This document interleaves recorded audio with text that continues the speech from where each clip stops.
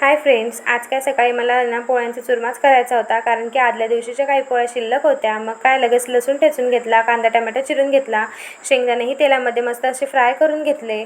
मग त्याच तेलामध्ये कांदा टोमॅटो लसूण असं सगळं मस्त असं परतून वगैरे घेतलं. तोपर्यंत पोळीचे बारीक बारीक तुकडे करून घेतले. मग लाल तिखट हळद मीठ असं सगळं टाकून मस्त असं पोळीचा चुरमा करून घेतला. मग म्हणलं आता घरातलंही बाकीचं आवरून घ्यावं. मग लगेचच झाडून वगैरे घेऊन घेतलं, फरशी पुसून घेतली आणि प्रिशालाही लवकर तेल मॉलिश घालून आंघोळ घातलेली होती आणि तिला झोपेही घातलं. आणि आज काही मस्त असं देवपूजा करायला घेतली होती मी. तसं तर रोज किशोरच देवपूजा करत असतात, पण आज त्यांना ऑफिसला लवकर जायचं होतं म्हणून त्यांच्याच्याने काही देवपूजा झालीच नाही. मग म्हटलं आता मीच देवपूजा करून घ्यावी. मग अशी मस्त अशी देवपूजा करून घेतली आणि खरंच इतकं प्रसन्न वाटत होतं ना देवपूजा झाल्यावर. मग दुपारी काय मी एकटीच होते जेवायला. मग माझ्यासाठी वरण केलेलं होतं, पोळी मस्त अशी वरणपोळी चुरून खाल्लेली होती आणि दुपारी पण एक अशी छान अशी झोप घेऊन घेतली.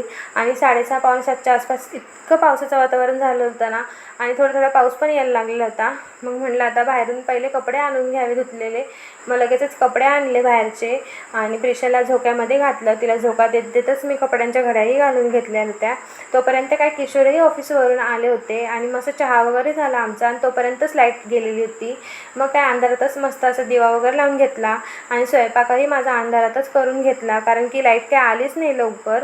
आणि कारण एवढा पाऊस पडत होता ना का विचारू नका, वादळी वाऱ्यासहित पाऊस होता. प्रिशाही बघत होती कशी की नेमकं हे काय चाललं आहे, एवढा अंधार काय घरामध्ये.